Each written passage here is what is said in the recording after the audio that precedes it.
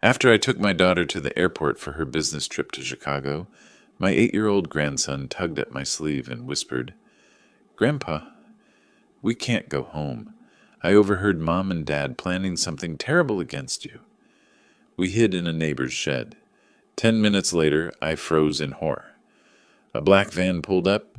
Before listening to this story, we have an important announcement for you. Unfortunately, we are discontinuing this channel, and it will be deleted soon. If you want to continue listening to new stories, subscribe to our new channel, Cold Revenge. The link to it will be in the collaboration with this video, in the description of this video, and in the comments. Thank you for your attention. My name is Lawrence Wright. I'm 67 years old, and I live in Denver, Colorado, in a 3-story house on Fairfax Street that I bought back in 1988. Spent 35 years as a court stenographer before retiring 2 years ago. You learn a lot sitting in courtrooms day after day, documenting every word, every pause, every lie. You learn to read people. You learn when someone's hiding something. I just never thought I'd need those skills in my own home. I live with my son Marcus, his wife Danielle, and their 8-year-old boy Owen. My daughter Rebecca moved to Chicago years ago for work, sells medical equipment, doing well for herself. Marcus is 38 now, works as a financial consultant, got his CFP license 5 years back, seemed proud of it. Danielle's 36, works as a nurse in the psychiatric ward at Denver Health. On paper, we're a normal American family, 3 generations under one roof, helping each other out. Except something shifted about 6 months ago. It started small, whispered conversations that stopped when I entered a room. Marcus and Danielle exchanging glances I couldn't quite read. Then came the concerned comments about my health. "Dad, you seem tired lately," Marcus would say, his voice dripping with fake worry. "Have you been sleeping okay?" Danielle started leaving pamphlets about senior care facilities on the kitchen counter. "Just information," she'd say with that cold smile, "in case you ever need it." I remember Marcus differently. When he was Owen's age, he'd wait by the window for me to come home from the courthouse, then run out to show me whatever he'd built with his Legos that day. Somewhere between childhood and now, something changed. Maybe it was when he married Danielle 3 years ago. She's beautiful, I'll give her that. Polished, put together, always dressed like she's heading to a country club. But there's something calculating behind those eyes. She looks at my house the way a real estate agent appraises property. The whispers got louder. Last week I heard Danielle on the phone in the kitchen. "Can't wait much longer. The old man's sitting on nearly $1 million in assets, and he's just letting it rot." She didn't know I was in my office down the hall. 35 years of court stenography taught me to move quietly, to observe without being noticed. Then came this morning. March 12th started like any other Wednesday. Rebecca called the night before asking if I could drive her to Denver International for an early flight, week-long business trip to Chicago. Of course I said yes. Owen wanted to come along for the ride. The kid loves airports, loves watching planes take off. We left at 6 in the morning. Rebecca hugged me goodbye at departures, told me to take care of myself. "Keep an eye on Marcus for me," I joked. She laughed, not knowing how serious I was. The drive back should have taken 45 minutes. Owen sat in the passenger seat, unusually quiet. Normally he'd be chattering about school, about his friends, about the new video game he wanted. But this morning he just stared out the window, fidgeting with his seatbelt. We were about 20 minutes from home when he grabbed my sleeve. "Grandpa, we can't go home." I glanced at him, confused. "What do you mean, buddy?" His voice dropped to a whisper and his hand was shaking. "I heard Mom on the phone last night, after you went to bed. She was talking to Dad about special people coming today, at 3 o'clock, to take you away." My hands tightened on the steering wheel. "Owen, what exactly did you hear?" "She said," he swallowed hard, looking scared, "she said the neighbor saw you talking to yourself by the garage, that it's perfect proof, that the special people from the hospital will take you to a home for crazy people, and then you won't be able to stop them." Every instinct from 35 years in courtrooms kicked in. I've heard thousands of testimonies. I know when someone's lying, and I know when someone's telling the terrifying truth. Owen wasn't lying. His voice had that shaky quality of a child who's heard something he wasn't supposed to hear, something he doesn't fully understand, but knows is wrong. "What time is it now?" I asked, keeping my voice steady. Owen checked my dashboard clock. 11:47. 3 hours and 13 minutes until 3 o'clock. My mind raced through possibilities. Marcus and Danielle thought I'd be gone longer. The airport trip usually takes 2 hours round trip, plus time for coffee, maybe lunch. They were counting on me walking into whatever trap they'd set. I pulled into a gas station, pretending to check my phone. "Owen, I need you to trust me. Can you do that?" He nodded, his eyes wide. "We're going to visit Mr. Chen. You remember him? Lives next door?" "The nice man with the garden?" "That's right. We're going to ask if we can sit in his shed for a little while, just until your mom gets home from work. Can you act natural when we talk to him?" Owen nodded again, and I saw something in his face that broke my heart. Relief. Relief that his grandfather believed him. Relief that someone was finally going to do something. We drove to Fairfax Street, but I parked 2 houses down from mine next to Mr. Chen's place. He was outside tending his tomato plants, wearing his usual sun hat. "Lawrence!" he called out, waving. "Didn't expect to see you this early." I walked over, Owen trailing behind me. "Morning, David. Listen, I need to ask you a favor. Owen's mom is picking him up after work today around 6. Mind if we wait in your shed? I'm having some work done on the house, and it's going to get noisy." Mr. Chen's face showed confusion for just a second. He could probably see my house looked perfectly fine, but he's a good neighbor, doesn't ask too many questions. Sure, shed's open. Help yourself to the chairs in there." The shed had a small window facing my house, partially obscured by Mr. Chen's fence, but with a clear view of the driveway. I pulled up 2 lawn chairs. Owen sat next to me, still nervous. "Grandpa, what are we doing?" "We're going to see if you heard right," I said quietly. "And if you did?" "Well, your grandfather used to document evidence for a living. I know exactly what to do." At 2:47 p.m., I checked my watch, old habit from the courthouse. Owen tensed. "Grandpa, look." A black Ford Transit van was turning onto our street. As it got closer, I could read the white lettering on the side. Rocky Mountain Behavioral Health Services, a private psychiatric facility. My stomach dropped, but I kept my face neutral. I pulled out my phone and started taking photos. License plate, Colorado JKL 4729. Time, 2:47 p.m. Clear photos of the van, the logo, everything. The van pulled into my driveway. 2 men in white orderly uniforms got out, followed by a woman in business attire carrying a tablet. Then my front door opened, and Marcus stepped out. Danielle appeared behind him, still in her nurse's scrubs.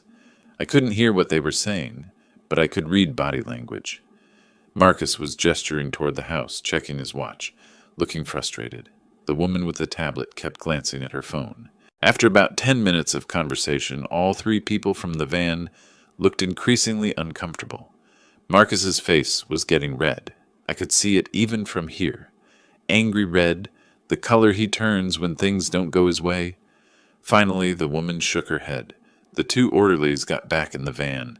Marcus threw his hands up in frustration. Danielle put a hand on his arm, said something that made him nod stiffly. The black van backed out of my driveway and disappeared down the street. Owen grabbed my hand. "Grandpa, I was right. I was right, wasn't I?" "Yes, buddy, you were absolutely right." We sat in that shed until 5:30 p.m. I took Owen to get ice cream, killed some time driving around Denver, then finally headed home around 6:45. When I pulled into the driveway, I could see Marcus and Danielle through the kitchen window. They both turned when they heard my car. I walked in through the front door like nothing was wrong. Owen went straight upstairs to his room. Smart kid, getting out of the line of fire. Danielle appeared in the hallway first, her face a mask of concern that didn't reach her eyes. "Where were you?" We were worried. Took Rebecca to the airport, then Owen and I grabbed lunch. Went for a drive. I set my keys on the hall table, meeting her gaze steadily. "Anything interesting happen here?" Marcus came out of the kitchen, his jaw tight. "We tried calling you." Phone was on silent. I was enjoying time with my grandson. I smiled, but there was no warmth in it. "Beautiful day for a drive. Very peaceful." "You should let us know when you're going to be gone for hours," Danielle said sharply.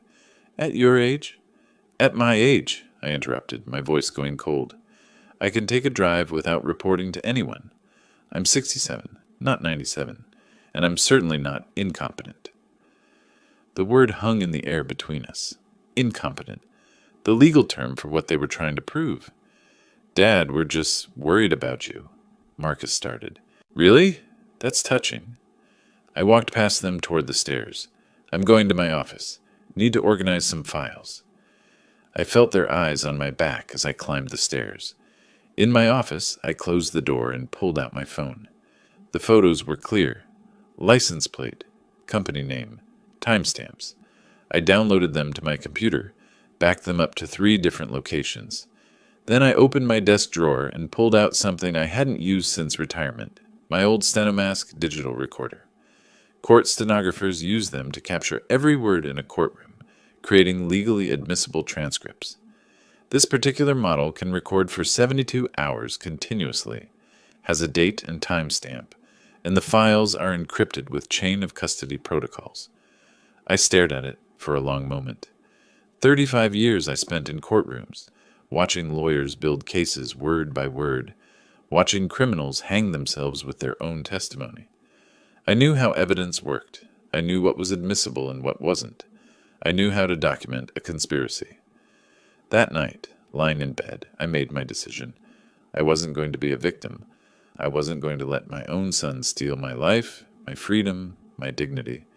They thought I was just some old man, too trusting or too senile to notice what they were doing. They were wrong.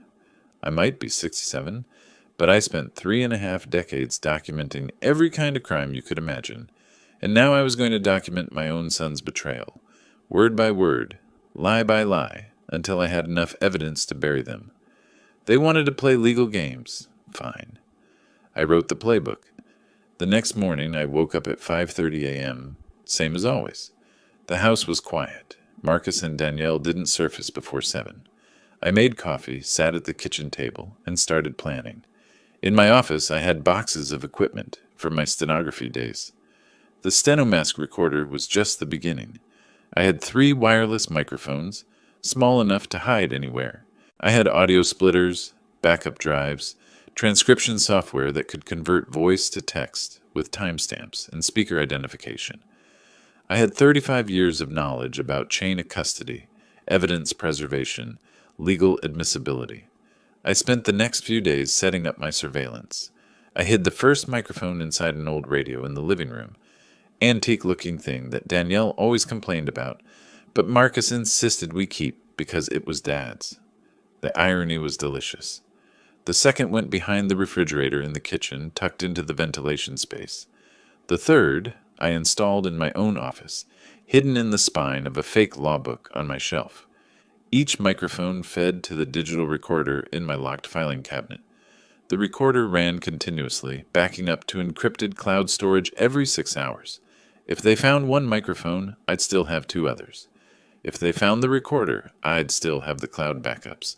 And if somehow they got everything, I knew how to testify about what I'd heard. Court stenographers make excellent witnesses.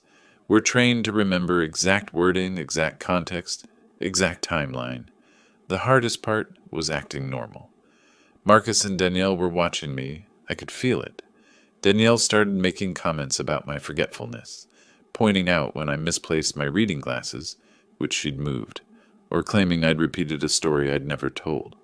Classic gaslighting. I'd seen it in domestic cases, in elder abuse cases. I knew the pattern, but I played along. "You're right, honey," I'd say mildly. "Getting old, I guess." And I'd watch her exchange satisfied glances with Marcus. Owen was my anchor. The kid would come to my office after school and we'd play chess or work on puzzles. He never asked about that day in Mr. Chen's shed, but sometimes he'd look at me with worried eyes, and I'd ruffle his hair and tell him everything was going to be okay. I remembered teaching Marcus to play chess when he was Owen's age. We'd sit in this same office and he'd get so frustrated when I'd capture his pieces. "It's not fair, Dad. You know all the moves." I'd laugh and tell him that's why we practice, why we learn, why we pay attention. When did he stop paying attention to the right things? When did money become more important than family? I thought about the day he graduated from college. I was so proud, sitting in that auditorium, watching him walk across the stage. His mother, my late wife, Sarah, she would have been crying with joy. We'd saved for years to make sure he could graduate debt-free, give him a good start. And this is what that good start turned into? A son who looked at his father and saw nothing but dollar signs. On the 5th night of recording, I hit gold. It was around 10 p.m.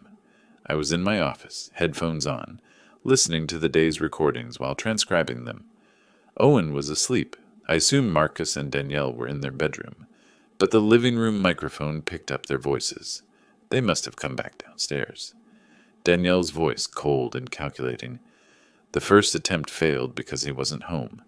But Dr. Ramirez owes me a favor. He'll sign the incapacity documents. No questions asked.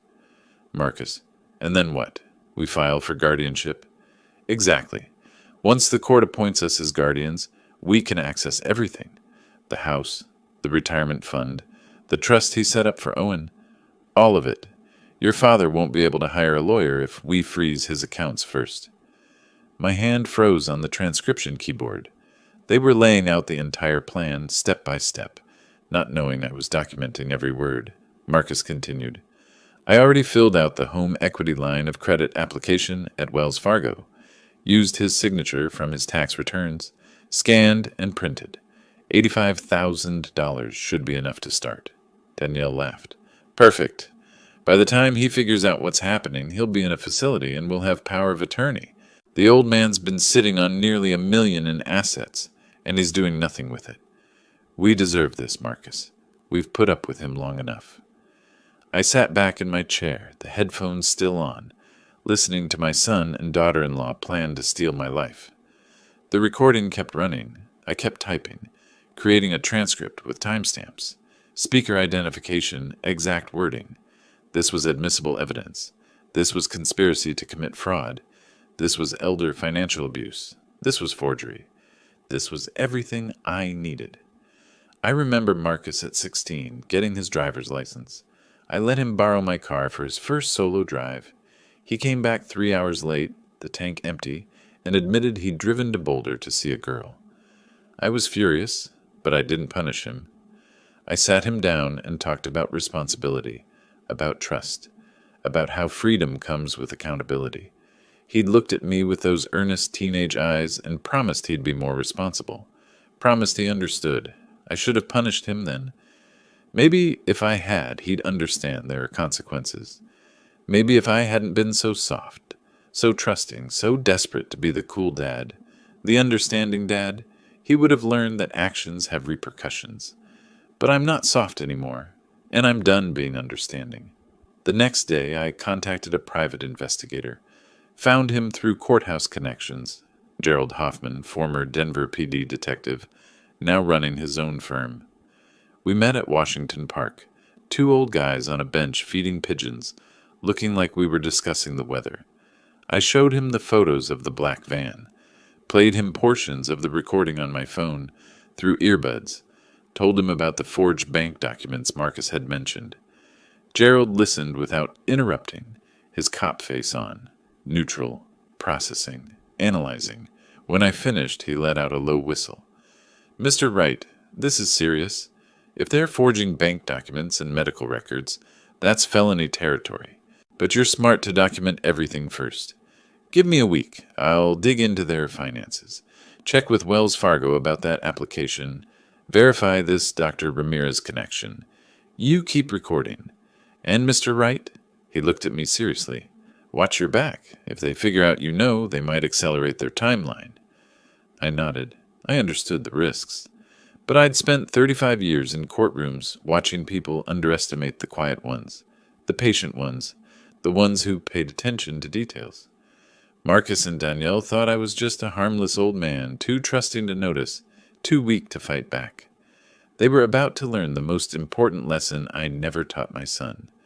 Never underestimate someone who spent their entire career documenting other people's crimes. That night, I sat in my office looking at the photo of Sarah on my desk. She died 8 years ago, cancer. Before she passed, she made me promise to take care of Marcus, to make sure he turned out okay. "I'm sorry, Sarah," I whispered to the photo. "I don't think I kept that promise. But I'm going to make sure he learns something from this, even if it costs me everything." I pulled out a legal pad and started making notes. Lists of evidence, timeline of events, potential witnesses, legal statutes. My handwriting was still steady. My mind was still sharp. Whatever lies Danielle was spreading about my incompetence, whatever fake medical documents this Dr. Ramirez was preparing, I had the truth on my side. And in a courtroom, the truth, when properly documented, always wins. I just had to be patient. Document everything. Build an airtight case. And when the moment came, when they made their next move, I'd be ready. They wanted to put me in a facility? They wanted to steal my life's work, my home, my freedom? Fine, let them try. But they were playing chess with someone who'd been studying the board for 35 years, and I was already 10 moves ahead. The recording equipment hummed quietly in my filing cabinet, capturing every word, every plan, every piece of evidence I'd need. Owen was safe upstairs, probably dreaming about airplanes and video games, not knowing his grandfather was waging a war to protect both their futures. Marcus and Danielle were in their bedroom, probably congratulating themselves on their clever plan, counting money they didn't have yet. And I was here, in my office, surrounded by decades of legal knowledge and the tools to use it, preparing for a battle they didn't even know had started. Let the games begin. The recording equipment ran continuously for the next 5 days. I went about my routine, made breakfast, read the newspaper, played online chess in my office, while the microphones captured every word Marcus and Danielle said when they thought I couldn't hear. And they said plenty. The second night, I caught Marcus on the phone in the living room. The antique radio microphone picked up every word clearly.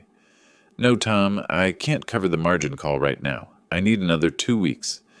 Yes, I know what happens if I don't pay. That's why I'm working on something. Family money. It'll be liquid soon. Family money. My money. Money I'd saved for 35 years, living modestly, investing carefully, planning for retirement. Money that was supposed to ensure Owen had opportunities, that Rebecca's kids could go to college. Now it was just family money to Marcus, something he was entitled to take. I sat in my office, headphones on, transcribing the conversation word for word. Timestamp, 1947. Speaker, Marcus Wright. Location, living room. My fingers moved across the keyboard automatically, muscle memory from decades of court reporting. Every pause, every inflection documented. The third night brought something even more revealing. Danielle came home late from her shift at Denver Health. I heard the front door close, heard Marcus greet her in the kitchen. "How'd it go?" he asked. "Perfect." Danielle's voice had that satisfied tone I'd learned to recognize, the one that meant she'd gotten what she wanted. I had lunch with Dr. Ramirez, reminded him about that little incident last year with the patient complaint I made disappear. He's very grateful. Said he'll sign whatever documentation we need. And the psychiatric hold? M1 emergency mental health hold. It's a 72-hour involuntary commitment. We just need to demonstrate he's a danger to himself or others. I already filed 2 incident reports at the hospital. Claimed you told me he's been talking to himself, forgetting to eat, showing signs of paranoid delusions. Once Carlos signs off on the evaluation, Rocky Mountain Behavioral will pick him up within hours. Marcus laughed. My father, talking to himself in the garage. That's rich. Mr. Chen actually did see him out there, Danielle said. Lawrence was probably just thinking out loud, but the neighbor mentioned it to me when I took out the trash. Perfect timing.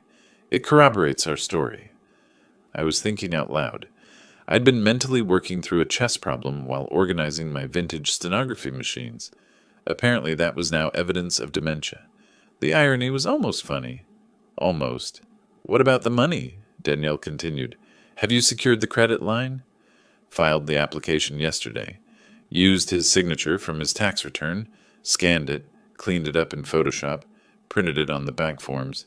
85,000 should buy us enough time to stop the margin calls and keep my license clean. I stopped typing, replayed that section, listened again to make sure I'd heard correctly. He'd forged my signature on bank documents for $85,000. That wasn't just unethical. That was forgery, bank fraud, criminal impersonation, each one a felony under Colorado law. My son was committing felonies to steal from me. I saved the recording, backed it up to 3 different cloud accounts, then created a detailed transcript with timestamps. The evidence was mounting, but I needed more. I needed to understand the full scope of their plan, needed documentation that would stand up in court, needed proof that would be undeniable. The 4th night, I got it. They were in their bedroom, but their voices carried through the heating vents. The microphone in my office picked up everything. Once we have guardianship, Marcus said, we control everything. The house, his retirement accounts, the trust fund he set up for Owen. We sell this place, pocket the profit, move to Cherry Creek like you wanted. What about your father? Rocky Mountain has long-term care facilities. We place him there, visit once a month to maintain appearances. Maybe bring Owen sometimes so it looks like we're caring family members. His voice was casual, like he was discussing where to eat dinner. The old man could live another 20 years, but that doesn't matter. Once he's declared incompetent, we have full control. And Rebecca? She's in Chicago. By the time she figures out what happened, it'll be done. We'll tell her dad's condition deteriorated rapidly, that we had to make difficult decisions. She'll believe us. She always does. Danielle laughed. I almost feel bad. He's been so trusting. He's been naive, Marcus corrected. Sitting on nearly $1 million in assets and doing nothing with it. We're actually doing him a favor, putting that money to work instead of letting it rot in some retirement account. I sat motionless in my office chair, the headphones pressing against my ears. This was my son, the boy I'd raised, taught to ride a bike, helped with homework, sent to college debt-free. The man who stood up at his wedding 3 years ago and thanked me for being the best father anyone could ask for. And he was planning to institutionalize me and steal everything I'd worked for my entire life. The recording continued. They discussed timelines, logistics, potential obstacles. Danielle worried about Rebecca asking questions. Marcus reassured her that they'd have legal guardianship by then. Rebecca wouldn't be able to do anything, even if she wanted to. I listened to all of it, documented all of it, time-stamped every word. When they finally went to sleep around midnight, I sat in my office and stared at the screen. Hours of recordings, pages of transcripts, irrefutable evidence of conspiracy, fraud, and elder abuse. But evidence alone wasn't enough. I needed a strategy. I needed professionals who knew how to weaponize this information within the legal system. I needed help. The next morning, I told Marcus and Danielle I was going for a walk in Washington Park. It was plausible. I'd been taking walks there for years, usually an hour or 2, sometimes longer. They barely looked up from their breakfast. Don't overexert yourself, Dad, Marcus said, not even making eye contact. Maybe stick to the paved paths. We wouldn't want you to fall. Right, wouldn't want me to fall before you've stolen everything. I'll be careful, I said mildly. Owen, want to come with Grandpa? But Danielle cut in quickly. Owen has homework. He needs to stay home.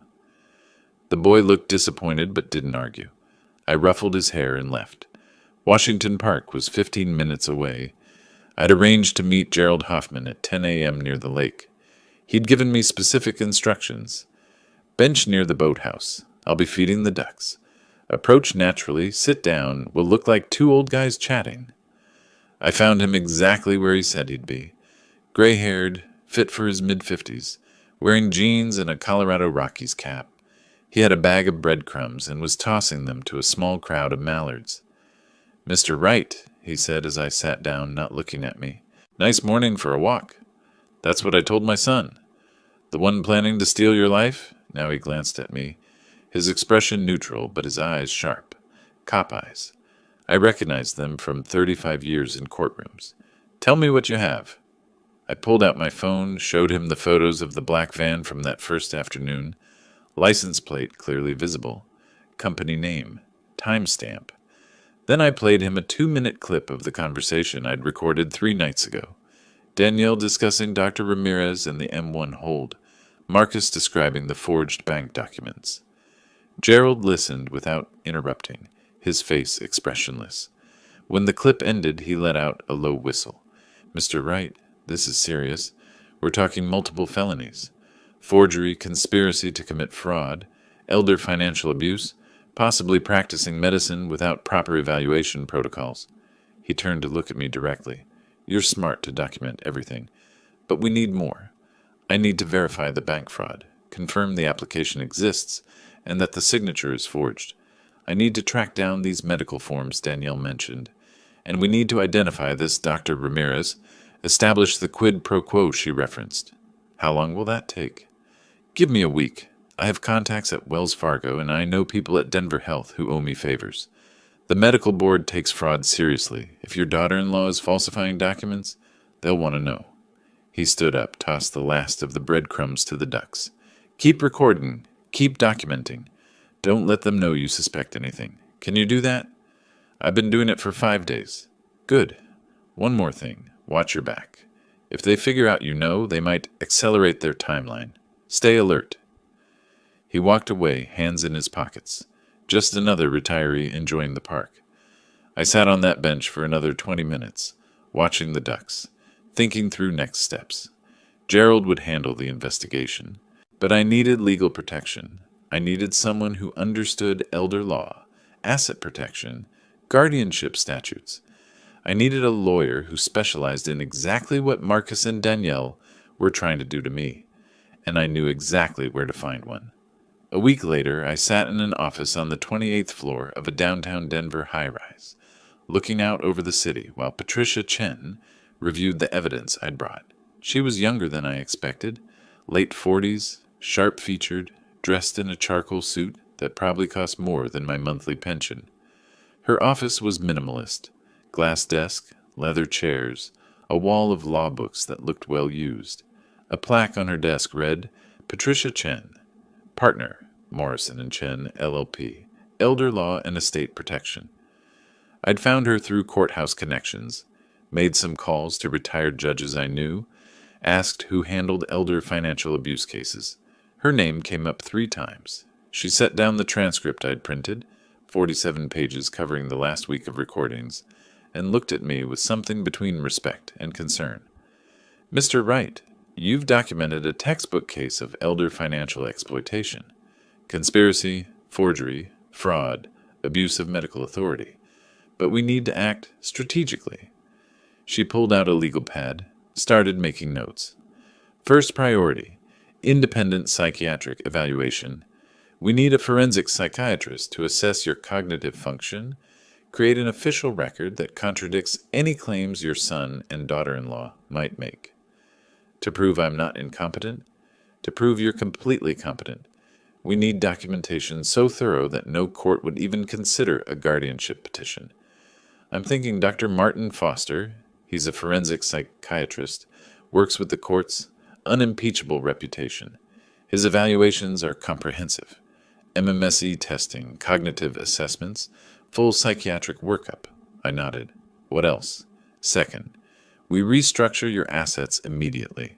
Create a new irrevocable living trust that removes your son and daughter-in-law from any position of authority. We'll name your daughter, Rebecca, as trustee, along with myself as co-trustee. That protects your house, your retirement funds, everything. Even if they somehow got guardianship, which they won't, they wouldn't be able to touch the assets. How quickly can we do that?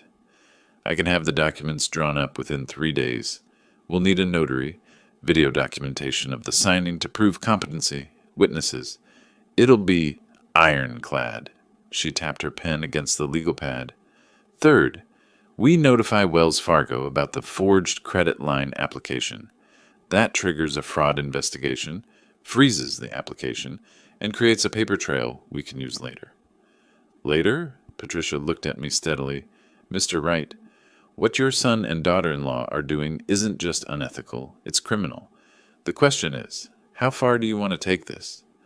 I thought about Marcus discussing long-term care facilities, about Danielle laughing while describing how trusting I'd been, about Owen, caught in the middle of parents who saw their own child's grandfather as nothing more than a source of money. As far as it needs to go, I said quietly. They tried to steal my freedom. They forged documents, planned to institutionalize me, conspired to take everything I've worked for. If there are legal consequences for that, they've earned them. She nodded, unsurprised. Then we document everything, build an airtight case, and when they make their next move, because they will make another move, we'll be ready. But Mr. Wright, you need to understand something. If we go forward with this, there's no going back. Your relationship with your son will be destroyed. It's already destroyed. I'm just the only one who knows it yet. Patricia made more notes, then pulled out a business card and slid it across the desk. This is Dr. Foster's office. Call today. Tell his assistant I referred you. Mention it's urgent. He'll fit you in within the week. After the evaluation, come back here and we'll execute the trust documents. I took the card, stood up to leave. Mr. Wright, Patricia's voice stopped me at the door. For what it's worth, I've handled dozens of these cases. Family members stealing from elderly parents, forging documents, manipulating the system. You're doing something most victims never do, fighting back. Your son has no idea what he's up against. I smiled, but there was no warmth in it. He's about to learn. The evaluation with Dr. Foster took place the following Tuesday. His office was in a medical building near downtown, sterile and professional. He was in his early 60s, gray beard, wire-rimmed glasses, the kind of doctor who actually listened when you talked. The assessment lasted 3 hours. Memory tests, cognitive puzzles, detailed questions about my life history, my work, my family situation. He asked me to draw a clock, remember a list of words, solve math problems. He asked about my sleep, my mood, whether I'd experienced any confusion or disorientation. I answered everything honestly, performed every test to the best of my ability. At the end, Dr. Foster reviewed his notes and looked at me over his glasses. Mr. Wright, I'm going to be direct with you. Your cognitive function is excellent. MMSE score of 30 out of 30. Perfect. Your memory is sharp. Your reasoning is clear. Your judgment is sound. You show absolutely no signs of dementia, psychosis, paranoia, or any other condition that would suggest incompetency. Can you put that in a report? I'll have a comprehensive evaluation ready in 2 days. 12 pages, fully documented with test results and clinical observations. It'll make very clear that you are fully capable of managing your own affairs. What if someone claims otherwise? Then they'd have to provide evidence that contradicts my findings.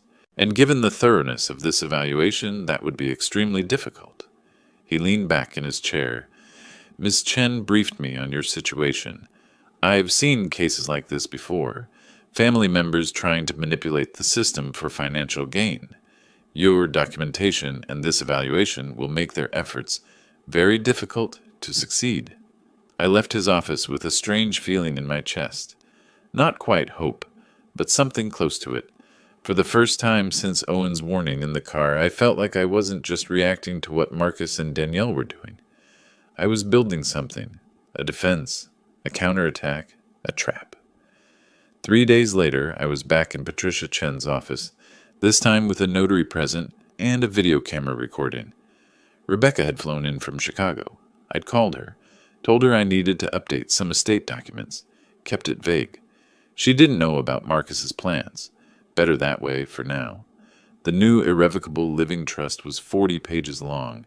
It named Rebecca and Patricia as co-trustees. It protected the house at 3847 Fairfax Street, valued at $425,000. It protected my retirement accounts, totaling $340,000. It protected the education trust I had established for Owen and Rebecca's children, another $180,000, nearly $1 million, completely beyond Marcus and Danielle's reach. I signed every page. The notary witnessed, stamped, recorded. The video camera documented my clear state of mind, my understanding of what I was signing, my voluntary consent. When it was done, Rebecca hugged me. "Dad, are you okay? You seem stressed." "Just getting affairs in order," I said, which was true enough. "How's Chicago?" "Busy, but I'm glad I could be here for this." She glanced at Patricia. "He's in good hands, right?" "The best," Patricia assured her. After Rebecca left for the airport, Patricia and I met with Gerald Hoffman in her office. He'd brought a folder thick with documentation. "Wells Fargo confirmed the credit line application," he said, laying out papers on Patricia's desk. "Submitted on the 8th of this month, for $85,000 secured by home equity. The signature doesn't match Mr. Wright's signature on file with the bank. I had their fraud department compare it to his actual signature from his checking account. It's a forgery, a decent one, but definitely forged." "What about the medical documents?" I asked. Gerald pulled out more papers. "This is where it gets interesting. Danielle Wright filed 2 incident reports at Denver Health over the past 6 weeks. Both claim she observed her father-in-law, that's you, displaying signs of cognitive decline. Talking to himself, forgetting recent conversations, showing paranoid tendencies. She submitted these to Dr. Carlos Ramirez, a psychiatrist in the hospital's behavioral health unit." "The same Dr. Ramirez," she mentioned in the recording. "The same. I did some digging. Turns out Dr. Ramirez had a complaint filed against him last year. Patient claimed he was negligent in a medication management case. The complaint was withdrawn before it went to the medical board. Want to guess who worked in the same department and might have had access to complaint files?" "Danielle?" "Exactly. She made that complaint disappear, and now Ramirez owes her. That's the leverage she's using to get him to sign off on an incompetency evaluation." Gerald leaned forward. "Here's the thing. These incident reports are fabricated. You were never talking to yourself in any concerning way. You're not forgetting conversations. This is fraud, Mr. Wright. Medical document fraud, which in Colorado is a Class 5 felony." Patricia was making notes rapidly. "And Rocky Mountain Behavioral Health? They have a contract with Denver Health. Danielle has professional relationships there. She's referred patients before. When she and Marcus were ready to move, she'd have Ramirez sign the M1 emergency hold documents. Then Rocky Mountain would execute the pickup within hours. By the time anyone questioned it, Mr. Wright would already be institutionalized for the mandatory 72-hour hold." I sat back, processing it all. The scheme was more elaborate than I'd realized, more calculated. They'd been planning this for months, laying groundwork, creating false documentation, leveraging professional relationships. "So what do we do?" I asked. Patricia looked at Gerald, then at me. "We wait. We continue documenting. We have the psychiatric evaluation proving competency. We have the trust protecting assets. We have evidence of fraud. But we need them to make one more move. We need them to actually attempt the involuntary commitment." "You want to use me as bait?" "I want to catch them in the act," Patricia corrected. "With law enforcement present, with witnesses, with undeniable proof. Right now, we have evidence of conspiracy and fraud. But if we can document an actual attempt to execute this plan, we have them on multiple felonies with no room for plausible deniability." "It's a risk," Gerald added, "but Ms. Chen and I will coordinate with Denver PD. When the van shows up, so do the police. You won't actually be taken anywhere." I thought about Owen, worried and scared. About Rebecca, unaware her brother was capable of this. About Marcus and Danielle, so confident in their plan, so certain I was too old and trusting to notice, and I understood exactly how to repay them. "Set it up," I said. "When they come for me again, I want to be ready." Dr. Foster's office called 2 days later. His assistant's voice was professional but warm. "Mr. Wright? Dr. Foster has an opening this Tuesday at 9. Ms. Chen mentioned this was urgent." "I'll be there," I said. Marcus looked up from his laptop at the kitchen table. "Doctor's appointment, Dad?" "Just a checkup," I said casually. "Getting old, you know. Have to stay on top of these things." He nodded, already losing interest. "Good idea. You should take care of yourself." "Right, because you're so concerned about my well-being." That Tuesday morning, I drove to Dr. Foster's office in a medical building near downtown Denver. The waiting room was quiet, decorated in calming blues and grays. Magazines I'd never read, generic landscape paintings on the walls. I signed in, filled out forms, waited. Dr. Foster himself came to get me. Early 60s, gray beard, neatly trimmed, wire-rimmed glasses that gave him a scholarly look. He shook my hand firmly. "Mr. Wright, please, come in." His office was more personal than the waiting room. Books everywhere, medical texts, psychology journals, a few novels, a window overlooking downtown, comfortable chairs instead of examination tables. "Ms. Chen briefed me on your situation," he said, settling into his chair and pulling out a legal pad. "I understand you need a comprehensive cognitive evaluation." "I need documentation proving I'm not incompetent," I said directly. "My son and daughter-in-law are planning to have me declared mentally unfit to steal my assets. They've already falsified medical documents claiming I have dementia and paranoid tendencies." Dr. Foster's expression didn't change, but I saw something in his eyes. A flash of anger, maybe disgust. "I've seen cases like this before. It's more common than people think." He picked up a pen. "Let's establish a baseline. We'll do the mini mental state examination, some cognitive tests, detailed personal history. The evaluation will be thorough enough that no court would question the results." For the next 3 hours, he put me through everything. Memory tests.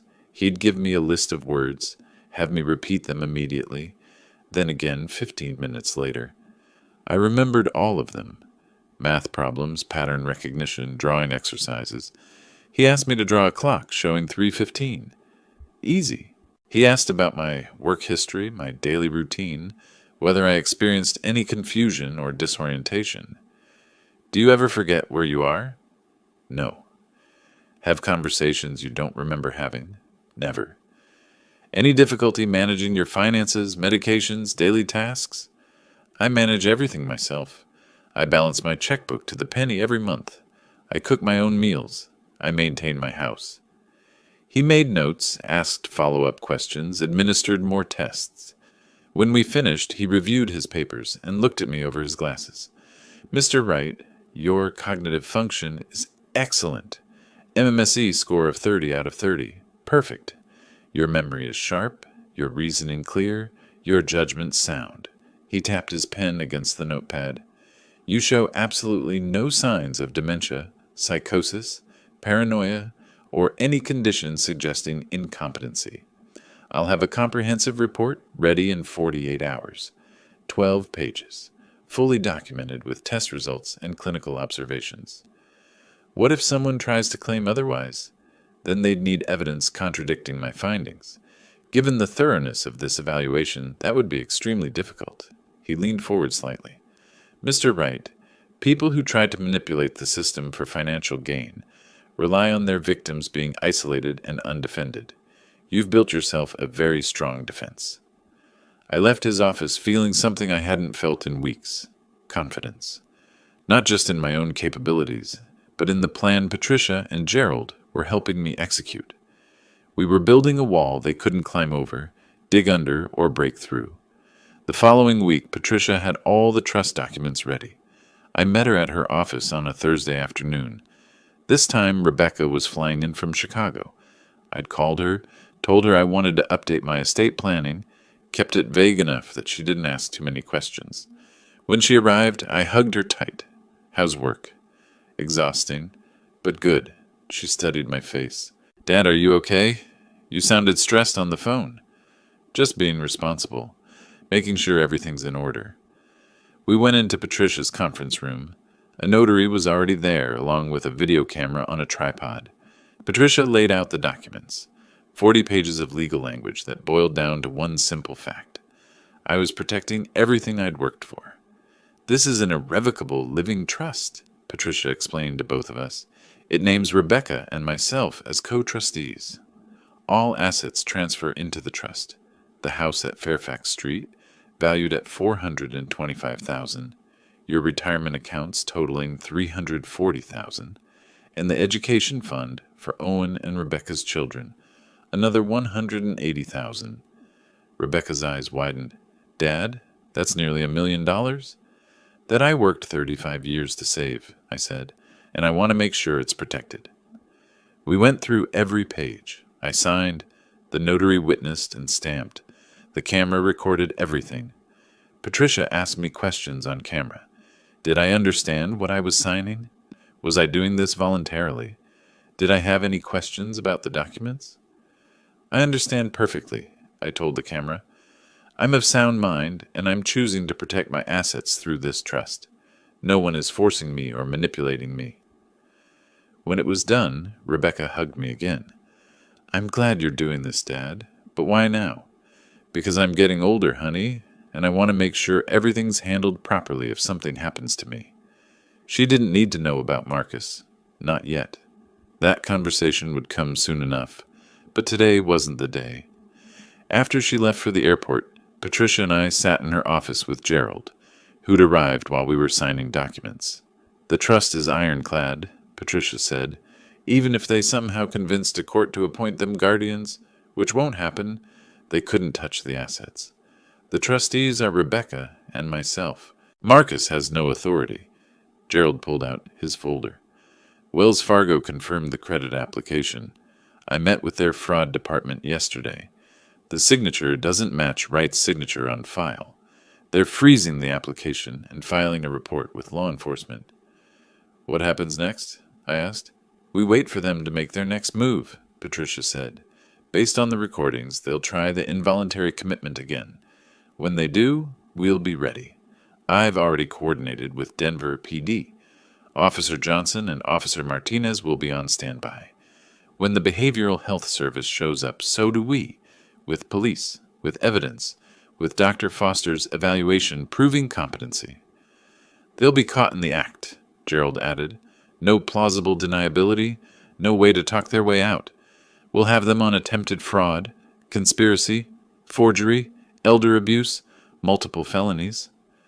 I sat back in my chair, processing it all. The psychiatric evaluation proving my competency, the trust protecting my assets, the evidence of forgery ready to present to authorities, the coordination with police.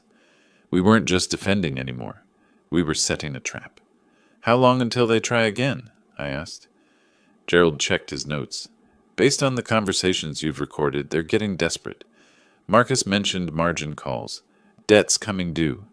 They need money fast, I'd guess within 2 weeks. Then we wait, I said. I went home that evening and continued my routine. Made dinner, played chess online, worked on organizing my collection of vintage stenography machines.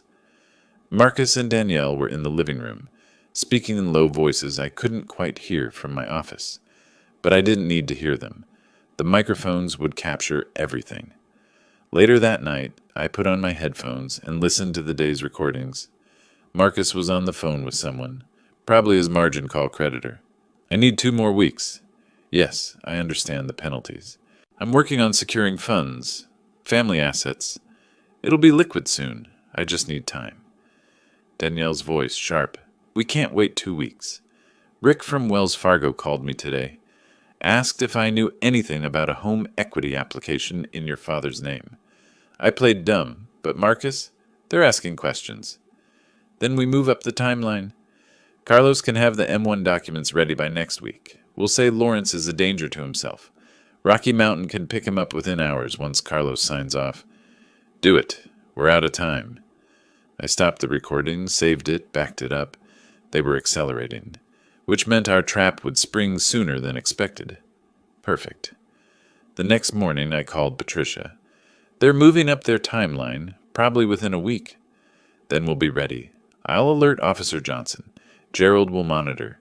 You just need to act normal. Act normal. After listening to my son plan to institutionalize me, steal my house, take everything I'd built. Act like I didn't know he saw me as nothing more than an obstacle to money he felt entitled to. I could do that. I'd been doing it for weeks. Because when the black van came back, when they thought they'd finally won, when Marcus and Danielle believed they'd successfully trapped their trusting, naive father, that's when they'd discover exactly how wrong they were. 5 days later, At 2:20 in the afternoon, I was in my office when I heard it, the low rumble of a diesel engine. I looked out the window and felt my pulse quicken. The black Ford Transit was back. Same logo on the side. Rocky Mountain Behavioral Health Services. I picked up my phone, sent a single text to Patricia. "They're here." Her response came instantly. 5 minutes. I moved to my desk, opened the locked drawer where I kept all my evidence files, pulled out a manila folder. Inside were transcripts of every conversation Marcus and Danielle had about their plan, time-stamped and notarized. Copies of Dr. Foster's evaluation, documentation of the forged credit application. Everything organized, indexed, ready. From downstairs, I heard the front door open. Voices. Marcus, speaking loudly. He wanted me to hear this. Yes, that's right. He's been increasingly unstable. This morning he threatened me with a knife from the kitchen. Started shouting about conspiracies and people trying to steal from him. I almost laughed. This morning I'd been reading the newspaper while eating oatmeal.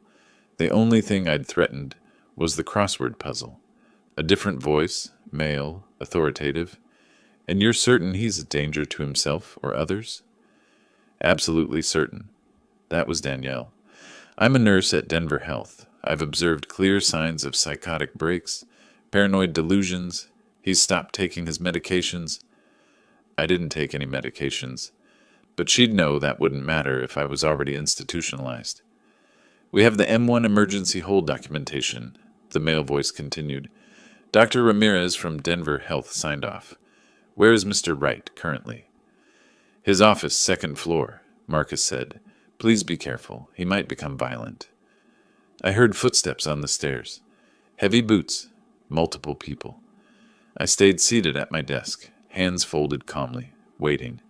The door opened. 2 orderlies in white uniforms, built like linebackers.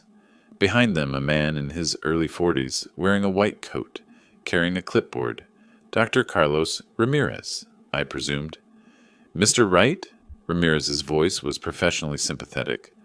I'm Dr. Ramirez from Denver Health. Your son and daughter-in-law have expressed serious concerns about your mental state. We're here to conduct a wellness check. I'm perfectly well, I said calmly, but thank you for your concern. Your family reports you've been experiencing paranoid episodes, making threats, showing signs of dementia. My family's lying. Ramirez glanced at his clipboard, then at the orderlies. Mr. Wright, we have documentation of concerning behaviors. For your own safety, we need to transport you to our facility for a 72-hour evaluation. No, you don't. His expression hardened slightly. Sir, we have a legal M1 emergency mental health hold. You don't have a choice. That's when I heard it. Sirens. Getting closer. Ramirez heard them too. His confidence wavered slightly. The sirens stopped outside. Car doors slamming. Heavy footsteps on the front walk. Marcus's voice from downstairs, panicked now. What's going on? Who called the police? I stood up, picked up my folder, and walked past the confused orderlies to the top of the stairs. Below, I could see Marcus and Danielle at the front door. 2 Denver police officers stood on the porch. Officer Johnson, a stocky man in his 50s, and Officer Martinez, younger, Hispanic, hand resting casually on his belt. Behind the officers, Patricia Chen, immaculate in her suit, carrying a briefcase, and Gerald Hoffman, looking very much like the detective he used to be. Stop, Officer Johnson said, his voice carrying authority. We received a report of attempted unlawful hospitalization. Nobody moves until we sort this out. Marcus's face, I wish I'd had a camera. The color drained like someone had opened a tap. His mouth worked, but no sound came out. Next to him, Danielle had gone rigid, her eyes darting between the police and the van, and Patricia. I descended the stairs slowly, folder in hand, meeting Marcus's eyes. He looked at me like he'd seen a ghost. Dr. Ramirez, Officer Johnson called up. What's the basis for this M1 hold? Ramirez came to the top of the stairs, clipboard still in hand, trying to maintain professional composure. I have medical documentation indicating Mr. Wright is experiencing cognitive decline and poses a danger to himself and others. Is that so? Patricia's voice was ice. She opened her briefcase, pulled out a thick folder. Because I have a 12-page psychiatric evaluation from Dr. Martin Foster, forensic psychiatrist, dated 1 week ago. MMSE score of 30 out of 30. Complete cognitive function. No signs of dementia, psychosis, or paranoia whatsoever. The evaluation was comprehensive and video documented. Ramirez's face went pale. I was provided with incident reports from Denver Health. Falsified incident reports, Patricia interrupted. She pulled out more documents. We have evidence that Danielle Wright, a nurse at Denver Health, fabricated documentation claiming her father-in-law displayed concerning symptoms. Documentation she filed with you, Dr. Ramirez, leveraging a professional relationship. That's not, Danielle started. We also have recordings, I said quietly, and everyone looked at me. Conversations recorded in my own home where you both discussed your plan in detail. Dr. Ramirez signing documents because Danielle helped cover up a patient complaint last year. The forged credit application Marcus submitted to Wells Fargo for $85,000, using my signature. Your plan to institutionalize me and take control of my assets. Marcus found his voice, but it came out strangled. Dad, you don't understand. I understand perfectly. I opened my folder, handed documents to Officer Martinez. These are transcribed recordings, time-stamped and notarized, legally admissible. You discussed every detail. The forged documents, the fake medical reports, the plan to block my bank accounts before I could hire a lawyer. You planned this for months. Danielle's face had transformed from pale to bright red. You were spying on us, in our own home.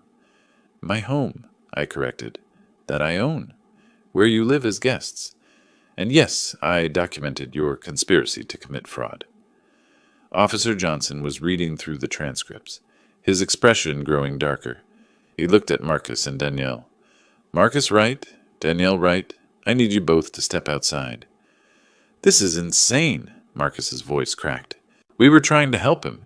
He's not well. He seems perfectly well to me, Officer Martinez said dryly. He looked at Patricia.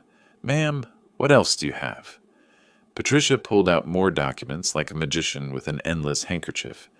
Evidence of bank fraud. Wells Fargo has confirmed the home equity application was submitted with a forged signature. We have the original incident reports from Denver Health showing falsified medical observations. We have proof that Rocky Mountain Behavioral Health Services has a contract with Denver Health, and that Danielle Wright used her professional position to facilitate this entire scheme. Dr. Ramirez was backing toward the stairs. I need to go. Doctor, you need to stay, Officer Johnson said firmly. You signed M1 hold documents without conducting an actual evaluation. That's a violation of medical ethics at minimum. I watched Marcus's face cycle through emotions, confusion to realization to fear to anger. His hands started shaking. When he spoke, his voice trembled with rage. You did this? You set us up? You set yourselves up, I said calmly. I just documented it. Every word, every plan, every felony you committed thinking I was too old and trusting to notice. Danielle made a sound somewhere between a laugh and a sob. We were doing this for the family. The money was just sitting there. Useless. You're too old to need it. The money is mine, I said, voice cold now. That I earned, that I saved, that I protected with a new irrevocable living trust 1 week ago. Trustees, my daughter Rebecca and attorney Patricia Chen. You have no claim to any of it. Marcus lunged toward me, but Officer Martinez stepped between us. Sir, don't make this worse. Worse? Marcus's voice rose to a shout. How could it be worse? You're destroying us. I'm your son. I looked at him, really looked at him, saw the man he'd become, the one who'd planned to institutionalize his own father, steal his life savings, take his home, the one who'd involved his 8-year-old son's grandfather in a criminal conspiracy. You stopped being my son the moment you decided I was worth more to you, locked away in a facility, than living free in my own home. I said quietly, you had everything, a place to live, a family, my support, but it wasn't enough. You wanted what I'd built, and you were willing to destroy me to get it. Patricia addressed the officers formally now. We're filing charges. Marcus Wright, forgery, attempted theft, exploitation of an at-risk adult. Danielle Wright, falsification of medical documents, conspiracy, abuse of professional position. Dr. Ramirez, medical fraud, violation of professional ethics. Officer Martinez pulled out handcuffs. Marcus Wright, Danielle Wright, you're under arrest. The sound Danielle made was pure animal panic. She grabbed Marcus's arm. Do something. Call our lawyer. Tell them we didn't. You have the right to remain silent, Officer Martinez said, turning Marcus around. Anything you say can and will be used against you. I watched them being cuffed, their faces twisted with disbelief and rage. Marcus kept looking at me like I was a stranger. Danielle was crying now, mascara running down her face. Dad, please, Marcus said as Martinez walked him toward the door. We can fix this. We can talk. Just tell them you don't want to press charges. I said nothing. As they were led out to the patrol cars, I saw Mr. Chen watching from his yard, eyes wide. Other neighbors gathering. The black van still parked in my driveway, orderlies standing awkwardly by their vehicle, unsure what to do now. Patricia put a hand on my arm. There's one more thing. Child Protective Services is on the way. Given that Marcus and Danielle have been arrested, they'll need to place Owen. I've already filed paperwork for emergency temporary custody in your name. He can stay with me? You're his grandfather, you have a stable home, and Dr. Foster's evaluation proves you're fully capable. They'll approve it. 20 minutes later, a CPS caseworker arrived. She spoke with the officers, reviewed the paperwork, asked me questions about my living situation and my relationship with Owen. Mr. Wright, are you prepared to care for your grandson while his parents face legal proceedings? Yes, I said without hesitation. He's my grandson. He'll be safe with me. She made notes, had me sign forms, explained the next steps. When she left, I went upstairs to Owen's room. He was sitting on his bed, hugging a pillow, eyes red from crying. Grandpa? His voice was small. Are Mom and Dad going to jail? I sat down next to him, put my arm around his shoulders. They made some bad choices, buddy. Now they have to face the consequences. But you know what? You're going to stay right here with me. You're safe. He leaned into me, and I felt him shaking. I knew you'd win, Grandpa. I knew you wouldn't let them. I held him tighter, this 8-year-old kid who'd saved me by trusting his instincts and speaking up. Thank you for warning me that day in the car. You were very brave. We sat there together while the police finished their work downstairs, while the black van finally drove away, while Patricia and Gerald wrapped up their documentation. My son was in police custody. My daughter-in-law was facing felony charges. My home would never be the same. But Owen was safe. My assets were protected, and I was still free. Sometimes winning doesn't feel like victory. Sometimes it just feels like survival. But I'd take it. The next few days passed in a blur of paperwork and phone calls. Patricia wasted no time filing formal complaints with every regulatory body that had jurisdiction over Marcus and Danielle's professional lives. 2 weeks after the arrests, I sat in Patricia's office while she worked through the list. Colorado Medical Board received the complaint about Danielle on Monday. They're taking it seriously. Falsifying medical documents is one of the few things that gets an immediate investigation. I also filed with FINRA regarding Marcus's CFP license. FINRA? I asked. Financial Industry Regulatory Authority. They oversee financial advisors. When a CFP holder commits fraud, especially against a family member, they tend to act quickly. His license is already suspended pending investigation. Gerald Hoffman leaned against Patricia's desk, arms crossed. The Denver DA's office is moving forward with criminal charges. Prosecutor assigned to the case is Stephanie Moore. She's good, doesn't mess around with white-collar crime. What are we looking at? I asked. Patricia pulled out a legal pad covered in notes. Criminal impersonation, Class 5 felony. Forgery, Class 5 felony. Theft by deception, Class 4 felony. Conspiracy to commit fraud, Class 4 felony.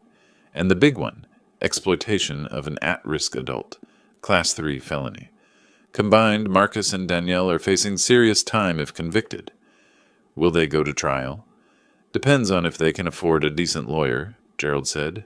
Right now, their bank accounts are frozen as part of the fraud investigation. The $85,000 credit line was never dispersed.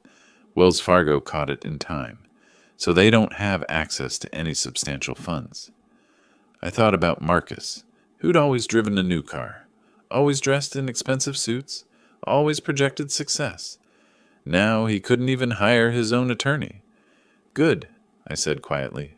Patricia glanced at me. Mr. Wright, I need to prepare you for something. When this goes to court, it's going to be difficult. You'll be testifying against your own son. The defense will paint you as vindictive, cruel, unforgiving. They'll try to make Marcus and Danielle look like desperate parents who made a mistake. They weren't desperate parents. They were criminals who saw their child's grandfather as an obstacle to money. I know that, but a courtroom can be unpredictable. You need to be ready for Marcus to say things that will hurt, to claim you were a bad father, that he was justified in his actions, whatever story his lawyer tells him to tell. I nodded slowly. I can handle it. The first court appearance came 3 weeks after the arrests.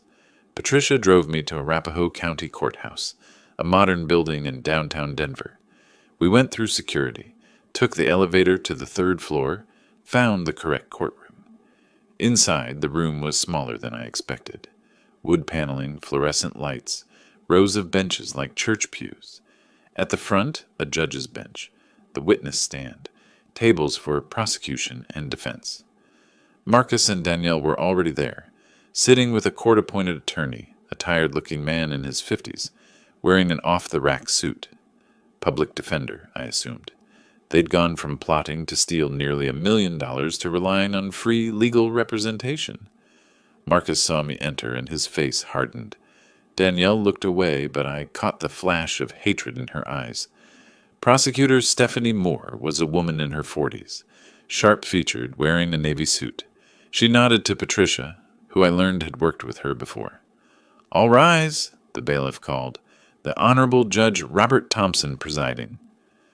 Judge Thompson was a black man in his 60s, gray at the temples, reading glasses perched on his nose. He sat down, reviewed some papers, then looked at the defense table. "People of Colorado versus Marcus Wright and Danielle Wright," he read. "Criminal impersonation, forgery, theft by deception, conspiracy to commit fraud, exploitation of an at-risk adult. Mr. Walsh," he addressed the public defender, "how do your clients plead?" Ryan Walsh stood.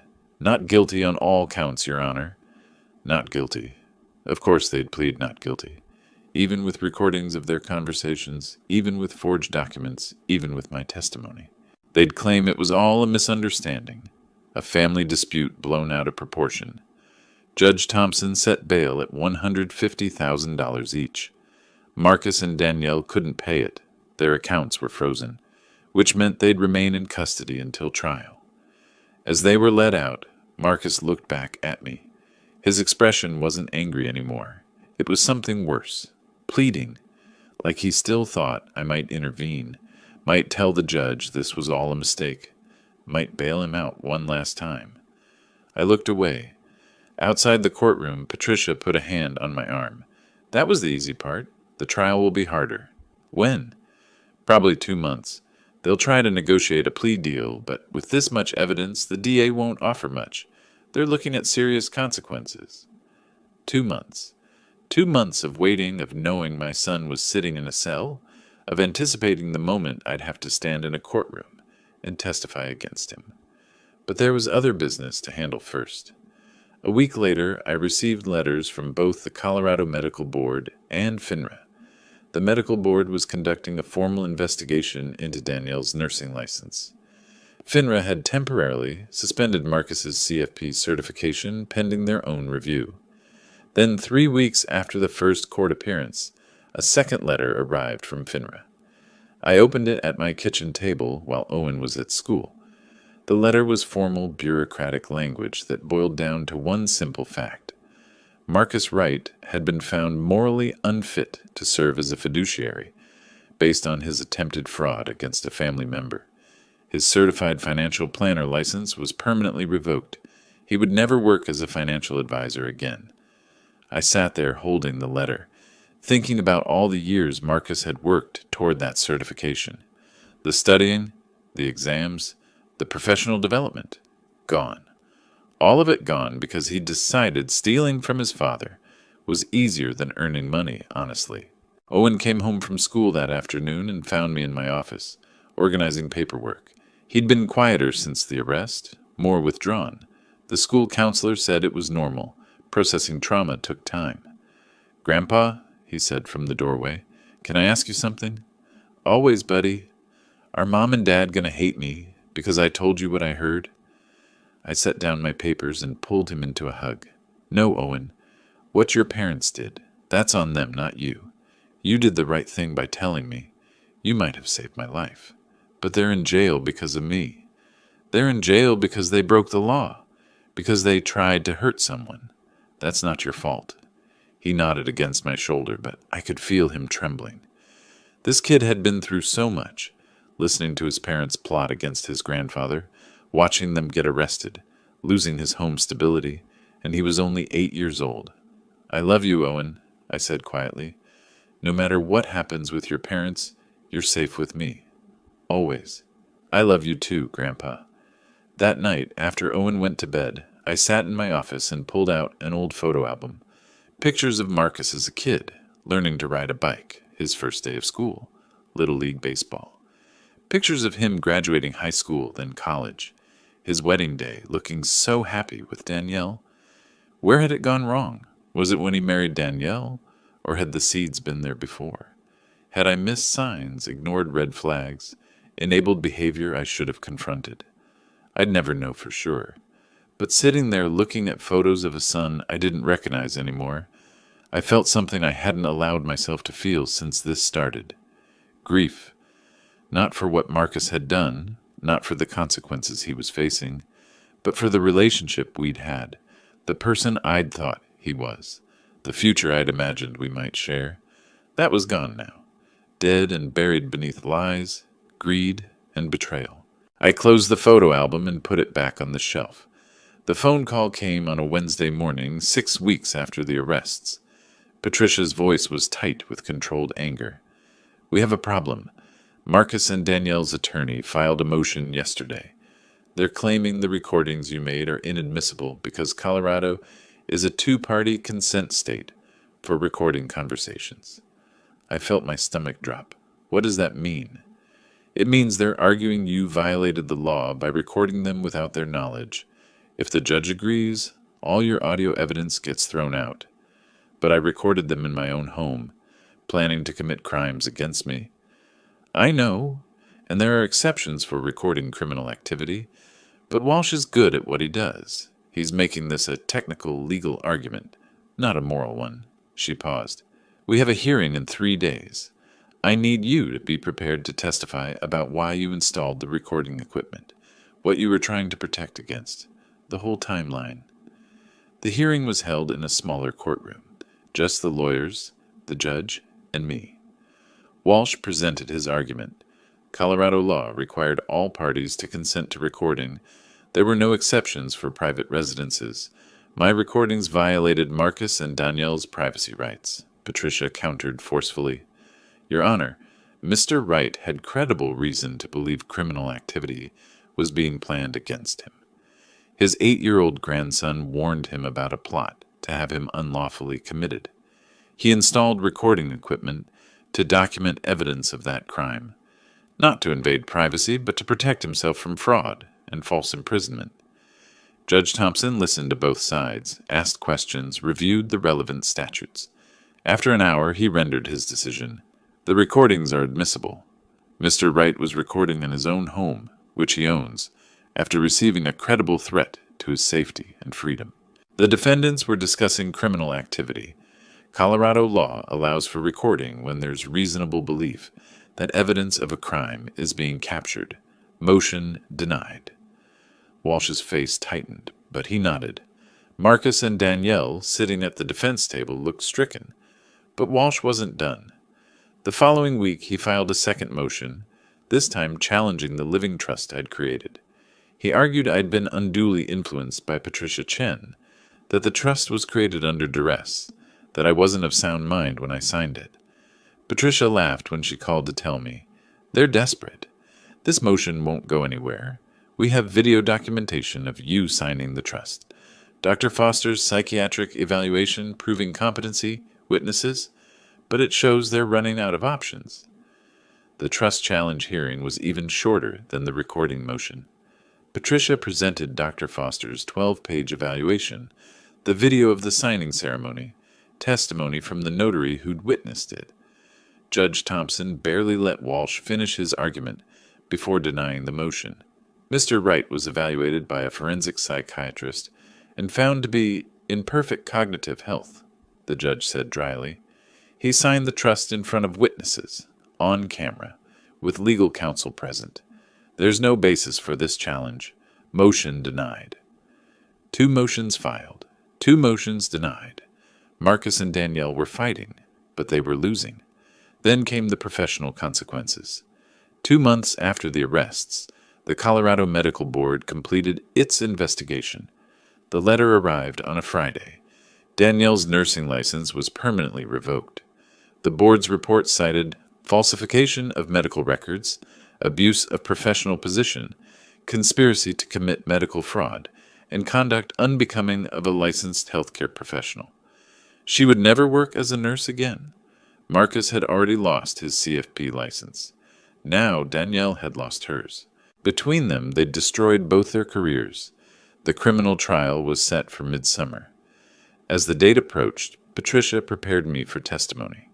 We sat in her office going through the questions the prosecution would ask, the questions the defense would ask, how to stay calm under cross-examination. "Walsh will try to make you seem vindictive," she warned. "He'll ask why you didn't just talk to Marcus, why you went straight to law enforcement, why you're pursuing criminal charges against your own son." What do I say? The truth? You gave them multiple chances to be honest. They chose to lie, forge documents, and conspire against you. You're not vindictive. You're protecting yourself and your grandson. The trial began on a hot July morning. The courtroom was fuller this time. More spectators, reporters from local news. Elder financial abuse was getting more attention lately, and this case had all the dramatic elements: family betrayal, forged documents, attempted false imprisonment. Stephanie Moore, the prosecutor, presented the case methodically. She called Gerald Hoffman to testify about his investigation. She called the Wells Fargo fraud investigator to testify about the forged credit application. She called witnesses from Denver Health, who testified about Danielle's access to medical records and her professional relationship with Dr. Ramirez. Then she called me. I took the stand, placed my hand on the Bible, despite my reservations about religious symbolism, and swore to tell the truth. Stephanie led me through the timeline. The warning from Owen, the first arrival of the black van, my decision to install recording equipment, the conversations I'd captured, my meetings with Gerald and Patricia, the second attempt to have me committed. "Mr. Wright?" she asked. "Why didn't you simply confront your son and daughter-in-law when you suspected something was wrong?" "Because by the time I suspected something, I'd already recorded them discussing multiple felonies. I knew confronting them would only make them more careful. I needed evidence that would stand up in court. And why pursue criminal charges? Why not handle this as a family matter?" I looked at Marcus, sitting at the defense table. He met my eyes, and for a moment I saw a flash of the son I'd raised. Then I looked away. Because what they did wasn't a family disagreement. It was a crime. They forged documents, tried to have me unlawfully committed, planned to steal my life savings. If I'd been successfully institutionalized, I would have lost my freedom, my home, my grandson. They weren't acting like family. They were acting like criminals. Stephanie presented the recordings, the transcripts, the forged bank documents, Dr. Foster's evaluation proving my competency. Piece by piece, she built a case that was impossible to refute. Then Walsh cross-examined me. "Mr. Wright, isn't it true that you and your son had a difficult relationship?" "No. I thought we had a good relationship. I was wrong." "Isn't it true that Marcus was under significant financial stress, and you refused to help him?" "I was never asked to help. If Marcus had financial problems, he never told me. He chose fraud instead of honesty. Wouldn't a loving father have helped his son? Patricia objected. Relevance, Your Honor. Sustained, Judge Thompson said. Move on, Mr. Walsh.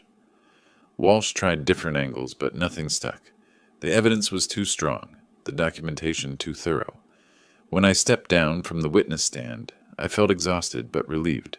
I'd told the truth. The court had heard it. Now it was up to the jury. The deliberations took 2 days. On a Wednesday afternoon in late July, the jury returned with their verdict. Guilty on all counts. Marcus closed his eyes. Danielle started crying. Walsh put a hand on Marcus's shoulder, said something I couldn't hear. Sentencing would come later, but the verdict was final. My son and his wife were convicted felons. I should have felt victorious. Instead, I just felt tired. Outside the courthouse, reporters approached with cameras and microphones. Patricia handled them while Gerald ushered me to his car. We drove back to my house in silence. Owen was waiting on the front porch with the neighbor who'd been watching him. When he saw my face, he ran down to meet me. Grandpa, what happened? It's over, buddy. They were found guilty. Does that mean they're going to prison? We'll find out at sentencing, but yes, probably for a while. He nodded slowly, processing. I'm sad for them, but I'm glad you're safe. Out of the mouths of children. Sad for them, but glad I was safe. That summed it up better than anything I could say. That night, after Owen was asleep, I sat in my office and looked at the empty spaces where Marcus's things used to be. Photos I'd put away, gifts he'd given me that I'd donated. The room looked different now. Cleaner, maybe. Emptier, definitely. Patricia called. Sentencing is in 2 weeks. The prosecution is recommending probation plus community service and restitution, given that it's their first offense and no money was actually stolen. But with the felony convictions, they'll have permanent criminal records. No prison time? Probably not. But they'll be on probation for years. They've lost their professional licenses and they'll be paying you back for legal fees. Plus, they still have the eviction proceeding. They'll need to vacate your house within 30 days of the sentencing hearing. And Owen? CPS has recommended you receive full legal guardianship. The hearing is scheduled for the same day as the sentencing. Given Marcus and Danielle's convictions, it should be straightforward. I thanked her and hung up. 2 more weeks. 2 more weeks until all of this was finally, truly over. I just had to make it that far. The day of the sentencing hearing arrived on a hot August afternoon. But before we dealt with Marcus and Danielle's criminal sentences, there were 2 other matters to resolve: guardianship of Owen and the eviction proceeding. Judge Thompson handled both hearings back-to-back in the same courtroom. I arrived early with Patricia and Owen. The boy wore his best clothes, khakis and a button-down shirt, and held my hand tightly as we walked through the courthouse doors. He'd been nervous all morning, asking questions about what would happen, whether he'd have to talk, whether he'd see his parents. You'll see them, I told him honestly, but you don't have to talk to them if you don't want to. Inside the courtroom, Marcus and Danielle were already seated with Ryan Walsh. They'd been released on their own recognizance after the guilty verdict, pending sentencing. Marcus looked thinner, older. Prison time, even just a few weeks awaiting trial, had worn him down. Danielle's hair was pulled back severely, no makeup, wearing a plain dress. They both looked diminished somehow, smaller than they'd seemed when this started. When they saw Owen, Danielle's face crumpled. She started to rise from her seat, but Walsh put a hand on her arm, shook his head. Owen pressed closer to me. All rise. Judge Thompson entered, took his seat, reviewed his papers. We have 2 matters before the court today. First, guardianship petition. Second, eviction proceedings. Let's start with guardianship. The Child Protective Services representative, a woman named Karen Martinez, presented her report. Owen had been living with me for nearly 3 months now. He was attending school regularly, seeing a therapist twice a week to process the trauma of his parents' arrest, maintaining stable routines. His grades were good. He had friends. He felt safe. Mr. Wright has provided a secure, loving environment, Karen said. The child expresses clear preference to remain in his grandfather's custody. Given the parent's felony convictions and incarceration during the trial period, we recommend full legal guardianship be granted to Lawrence Wright. Dr. Foster testified next. He'd evaluated me again the previous week, another battery of cognitive tests, another assessment of my ability to care for a child. His verdict was the same: fully capable, emotionally stable, financially secure. Mr. Wright demonstrates excellent judgment and parenting capability, Dr. Foster said.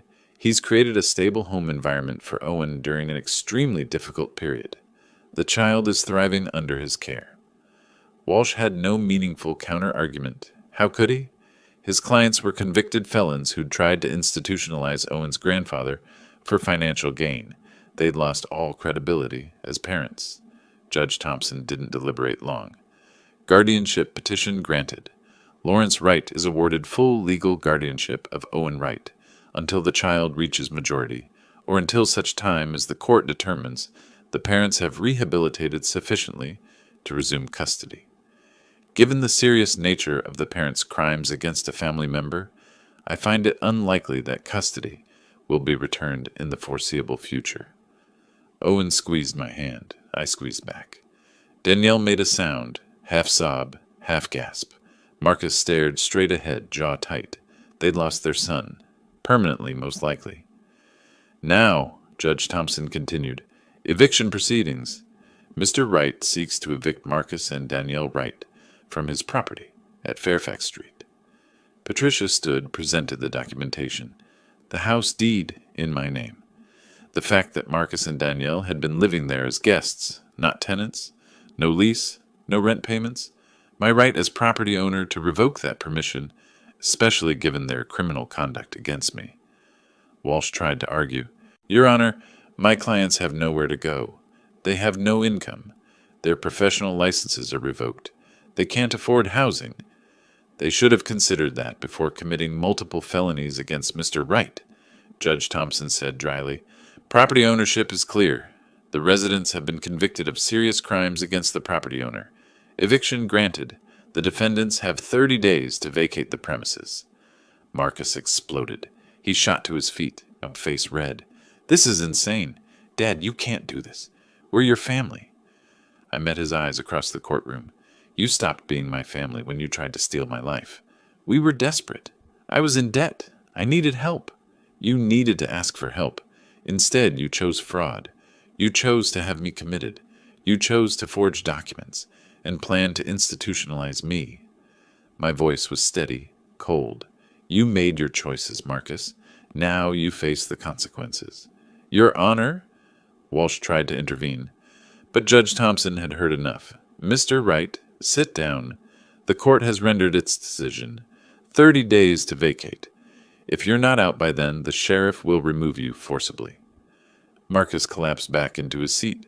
Danielle was crying openly now, mascara running down her face. The bailiff called a 10-minute recess before the sentencing hearing. Owen and I went into the hallway. He looked up at me with worried eyes. Grandpa, are they going to go to jail? Probably not jail. Probation, most likely. Community service. They'll have to pay fines. And they can never live with us again? Not in my house.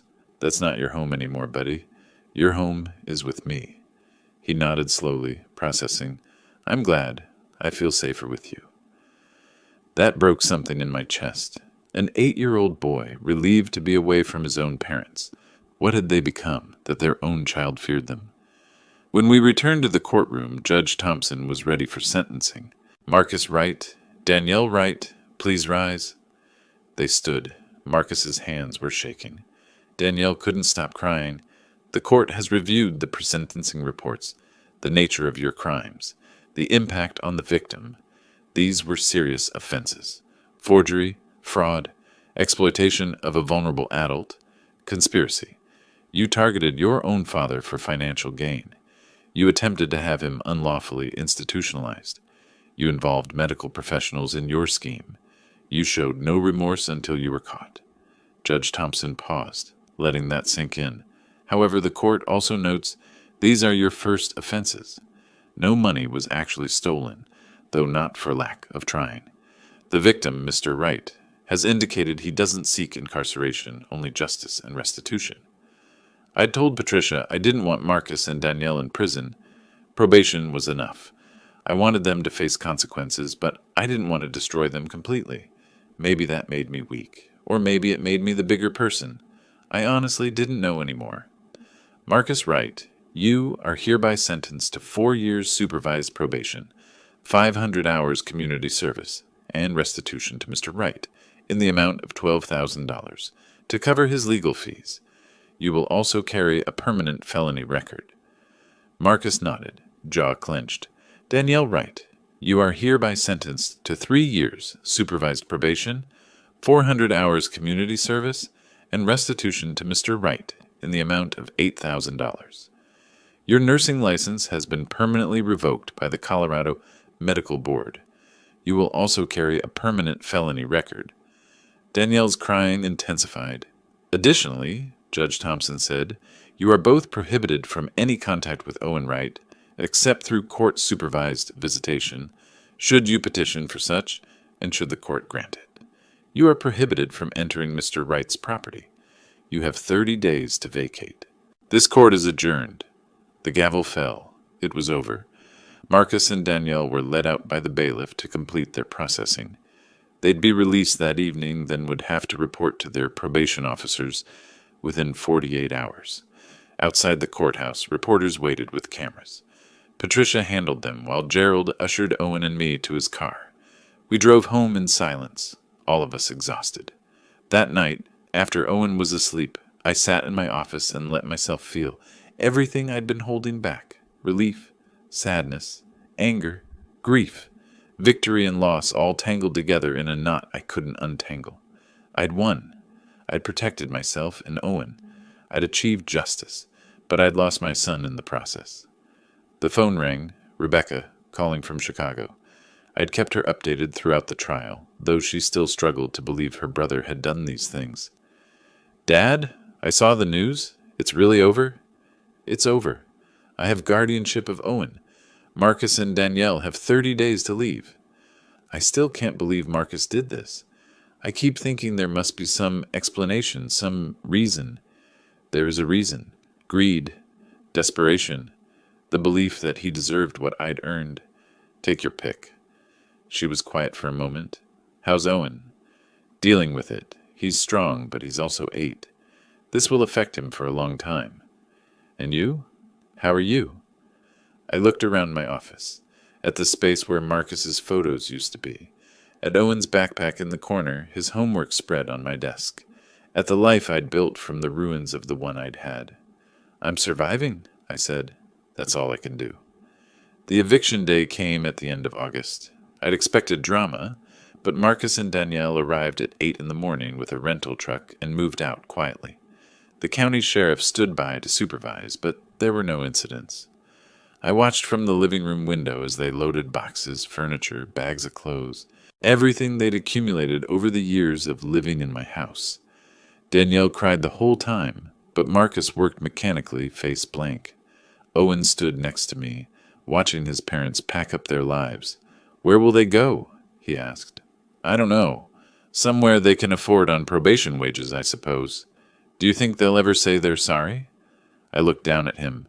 Some people never apologize, Owen, because apologizing means admitting they were wrong, and some people can't do that. By noon, the truck was loaded. Marcus and Danielle stood by the driver's door, looking at the house one last time. For a moment, I thought Marcus might come to the door, might try one last appeal, but he just shook his head, climbed into the truck, and drove away. Just like that, they were gone. The sheriff tipped his hat to me. All clear, Mr. Wright. They're officially off the property. Thank you, officer. After he left, Owen and I stood in the suddenly quiet house. It felt different now. Emptier, but also cleaner. Like something toxic had been removed, and we could finally breathe. Want to help me make lunch? I asked Owen. Can we have grilled cheese? We can have whatever you want, buddy. A week later, the final piece of legal business concluded. Dr. Carlos Ramirez lost his medical license for 2 years and paid a $25,000 fine to the Colorado Medical Board. Rocky Mountain Behavioral Health Services terminated their contract with Denver Health and issued a public apology for their role in the attempted unlawful commitment. The scandal made local news. Elder abuse prevention organizations used our case as an example in their educational materials. Patricia told me she'd received calls from 3 other seniors who'd experienced similar schemes from family members, all inspired to fight back after hearing about our case. Some good came from it, I suppose. September arrived. Owen started 3rd grade at his new school. I enrolled him in after-school chess club. He'd shown interest in the game, and I was happy to teach him. We fell into new routines. Breakfast together, school, homework at my desk while I worked on my vintage stenography machine collection, dinner, reading before bed. Simple, stable, safe. One evening, I was in my office organizing files when Owen came in. He stood in the doorway, looking at something on the wall, an old photo I'd forgotten to take down. Marcus, at 8 years old, sitting on my lap, grinning at the camera. "Grandpa?" Owen's voice was small. "Are you sad?" I looked at the photo, then at Owen. The same age Marcus had been in that picture. The same innocent eyes before life got complicated. "Yeah, Owen, I'm sad for your dad, for who he used to be, before he became someone I didn't recognize." I paused. "But I'm grateful I saved you. That's what matters." Owen crossed the room and hugged me. I held him tight. This boy who'd trusted his instincts and saved us both. "I love you, Grandpa." "I love you too, buddy." That night, after Owen was asleep, I sat in my office with a glass of whiskey, something I rarely did, and let myself think about everything that had happened. The warning in the car, the black van, the recordings, the trials, the victory, the loss. I'd protected myself. I'd protected Owen. I'd achieved justice. Marcus and Danielle had faced consequences for their crimes. They'd lost their professional licenses, their home, their son, their freedom to live without supervision. Everything I'd worked for, my house, my savings, my dignity, my autonomy, remained intact. But I'd lost my son. Not to death, which I could have grieved cleanly, but to his own choices, his own greed, his own willingness to destroy me for money. Some nights I wondered if I could have done things differently. Could I have confronted them earlier, offered to help Marcus with his debts, found some way to prevent this whole mess? But then I'd think about the recordings, the cold calculation in their voices as they planned to institutionalize me, the forged documents, the lies to Dr. Ramirez, the second attempt with the black van, even after the first failed. They hadn't been desperate people making one bad decision. They'd been calculating criminals executing a months-long conspiracy. I'd made the right choice, the only choice that protected me and Owen. I looked out the window at the dark street, Mr. Chen's house next door, his shed where Owen and I had hidden that first day, the place where this whole thing started, where a scared 8-year-old had trusted me enough to warn me about his parents' plans. Life had moved forward. Owen was thriving. I was healthy, independent, financially secure. Justice had been served. But victories aren't always clean. Sometimes winning means losing something else. Sometimes you save yourself, but can't save everyone. I thought about Marcus, wherever he was now, working some job that would accept a convicted felon, reporting to his probation officer, living in some apartment far from the house he'd tried to steal, separated from his son, maybe forever. Part of me, a small part I didn't like to acknowledge, felt satisfaction in that. He'd tried to take everything from me. Now he had nothing. But the larger part just felt tired. I finished my whiskey, washed the glass, checked on Owen one more time. He was asleep, curled around his favorite stuffed dinosaur, breathing steadily. Safe, protected, home. I'd made the right choice. I'd survived.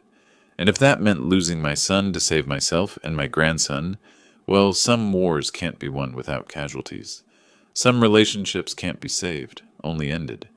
I'd chosen survival over sentiment, justice over family loyalty, protection over forgiveness, and I'd do it again, every single time. The house settled around me, quiet and peaceful. Outside, Denver slept. Tomorrow, Owen would go to school. I'd work on my collection, maybe play some online chess, make dinner. Normal life, continuing forward. The black van was just a memory now. The conspiracy defeated. The threats neutralized. I was free. Owen was safe. We had a future. That was enough. It had to be. If you like this story, subscribe to our new channel, Cold Revenge, as this one will soon cease to exist. You can find a link to the new channel in the collaboration section of this video, in the description, or in the comments. Subscribe so you don't lose us and can continue listening to interesting stories about revenge. Thank you for your attention. 진짜 몰라. 내가 그래서 그게 뭐냐고 맨날 물어봤잖아.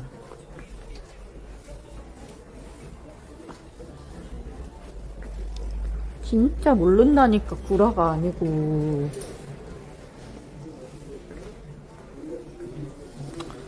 때모님이 풍 좀 싸줘, 못 살 테니까.